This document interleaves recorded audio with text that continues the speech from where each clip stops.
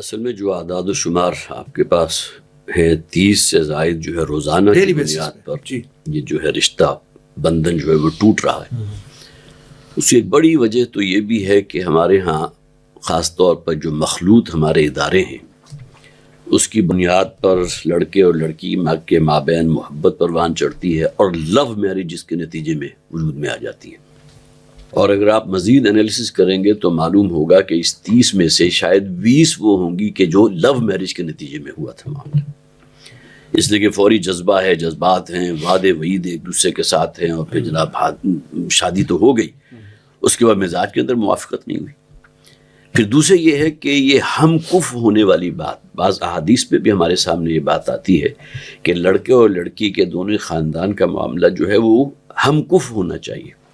اگر درجہ بندی بہت زیادہ ہو گئی، لڑکی جو ہے بہت امیر گھرانے کی ہے اور لڑکا جو ہے اگرچہ تعلیم یافتہ ہے لیکن وہ اس کیلیبر کا نہیں ہے، تب بھی یہ بیل منڈے نہیں چڑھتی۔ پھر یہ کہ اب لڑکیوں کی تعلیم، لڑکے کہیں پیچھے رہ گئے۔ اس کی چھوٹی سی مثال اگر میں آپ کو دوں کہ جب میں میڈیکل کالج میں، کنگ ایڈورڈ میڈیکل کالج میں پڑھتا تھا تو ہماری کلاس کے اندر 180 کی تعداد میں لڑکے تھے اور 20 لڑکیاں تھیں، اور آج صورتحال یہ ہے کہ 200 کی اگر تعداد ہے تو 130 لڑکیاں ہیں اور 70 لڑکے ہیں۔ اب یہ جو ڈاکٹر بننے کا ایک کریز ہوتا ہے لڑکیوں میں، اپنے باپ کا دیوالیہ نکال دیتی ہیں، اس لیے کہ جو اصل میڈیکل کالجز ہیں حکومتی، اس میں داخلہ نہیں ملتا۔ پرائیویٹ میڈیکل کالجز میں یہ ایک ڈاکٹر بنانے کی 5 سال کی فیس تقریباً 1.5 کروڑ روپے ہے، تو باپ تو پس گیا،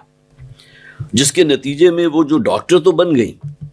لیکن اب شادی ہو رہی ہے، رشتے دار تو رشتہ نہیں مل رہا ہے، پھر جس سے رشتہ ہو رہا ہے وہ تعلیم میں کہیں پیچھے رہ گیا،